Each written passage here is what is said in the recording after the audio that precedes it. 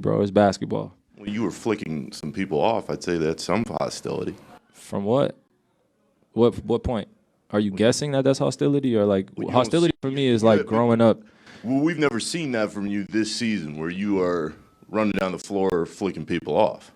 This is the first time you actually caught it because it's a big-time game. I respond in different ways. You know what I'm saying? I'm not trying to focus on that. If you want to ask me questions about the fans, go ask them. Go on the street and ask them questions. All right? But I'm asking from your perspective, from a basketball perspective, do you feel like the hostility that you get? It's not hostility, bro.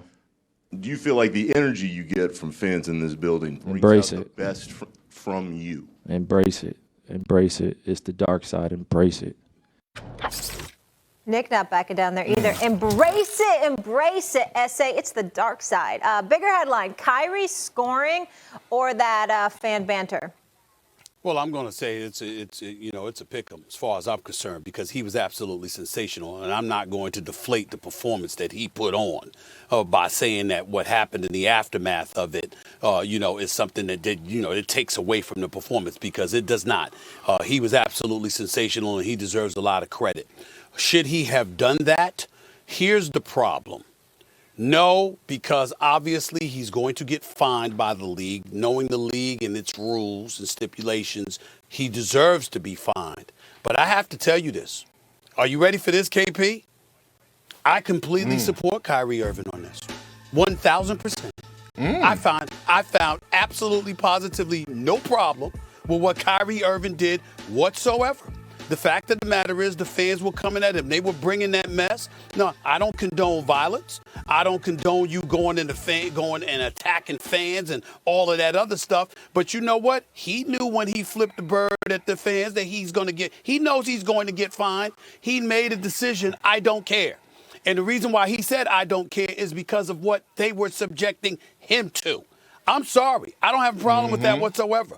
Not even a little bit. The fact of the matter is that he didn't impede the game. A matter of fact, he made the game even better. He went on, and while he was flipping them the bird, he was busting their living. You know what? That's what he was doing. He wasn't sitting up there and having to be restrained and getting into engaging in histrionics and having to be restrained and all of this. That's not what happened. Kyrie Irving was looking at them after one jumper after another, one layup after another, one dance move after another on Marcus Smart or Tatum or whoever the hell was trying to guard him. He was doing what the fans did to him because they brought the smoke. So he said, let's get it on. And what he was doing was basically replicating what's emblematic of what transpires on the playground and beyond. Excuse me, you want to talk some smack? I'm not going to fight you or anything. This isn't a boxing match. This is a basketball game. But you want to talk smack at me? I'm going to talk it at you. Now they have justification in terms of why they have the vitriol they do have for him,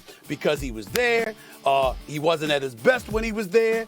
He told them he'd want to stay, and then he departed. So they really love it. They really hate the fact that they love him so much, and he's no longer wearing a Boston Celtics uniform. That's really what this is about, because a sensational talent like that, you want in your uniform as opposed to the opposition. But all of these people out here that are going to try to use this to go up against Kyrie Irving. I got things against Kyrie Irving. We know where my position is. The damn man misses too many games. All right? And by the way, this is exactly for people out there that think that, every time he scored, every time he puts on a show, that makes Stephen A look bad. No, you fools. It actually makes me look good. It buffers my point. This is what I want to see all the time. I don't want to see that 20, 23 games a year. I want to see this brother walking through the turnstiles and putting on the majestic performance few people on this planet have ever been capable of putting on display like he does. I stand here this morning completely supporting Kyrie Irving defending himself against that shrapnel of vitriol that was thrown in his direction. You, Boston, your team has to do something about it, because clearly as a fan base, you can't do much about it because you can't play against Kyrie Irving. You need the Celtics to help you. And yesterday, they seemed ill-equipped to deal with that brother.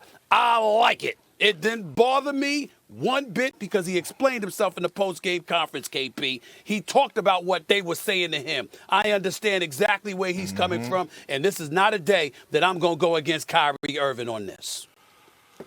Well, it's hard too to go against some Stephen A. Look. Here's the thing, right? I spent 8.5 years in Boston. I won the championship there. I love the energy there. They have one of the best, if not the best, fan base in basketball. We know they're hostile. We know they're cutthroat. We know that they're unfiltered. Now, with that being said, Boston fans, the city of Boston, I love you, but you might want to leave him alone. Because what you just said, you don't have to guard him. Those guys that are on the floor have to guard him. And you have certain players out there that booing, noise talking, sometimes it could take them out of the game. Well, Kyrie Irving is not one of those players. He actually embraced that type of energy. He actually embraced that type of atmosphere. He actually thrived off of that energy being on the quote-unquote dark side. So if you're the fans from the Boston, I'm not saying you got to cheer for him. I'm not saying that you can't even boo him collectively. But those individual comments, those fans that are sitting courtside that have those certain words that they're shooting at him, you might want to back off a little bit because at the end of the day, you don't want to poke that bear. Now, with that being said, listen, Kyrie Irving, I'm telling you, Stephen A., watching him yesterday, his mentality is just on a whole nother level. For us going get buckets. I mean, the way that he does it and how he does it, being that size, the way that he finishes in the paint.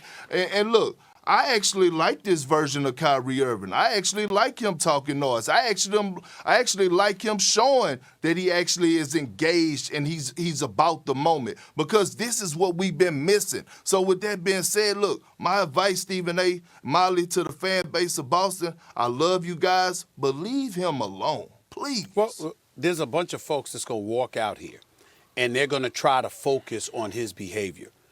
I say this, listen, we all know that the city of Boston has had its share of criticism. People have pointed a finger at their fan base, et cetera, et cetera. I'm here to tell you as somebody that's been in Boston many times, for many games, I love their fan base. I love the energy. I love the vitriol they throw in the direction of fans and all of this other stuff. The few bad apples that take it a step further and all of that other stuff, that's a different discussion for another day. But that is not representative of the Boston fan base inside a TD Bank or the old Boston Garden. The fact that they bring that level of fervor and hostility for the visitors is a beautiful, beautiful thing for the home team. It's a beautiful thing for the Celtics fan base. I love the fact that they are that way. But in the same breath, I will piggyback off of what you said. Kyrie Irving is a different breed. Let me be more direct with this, KP. Kyrie Irving ain't Ben Simmons. He ain't fazed by that stuff, okay? That emboldens him, that fuels him.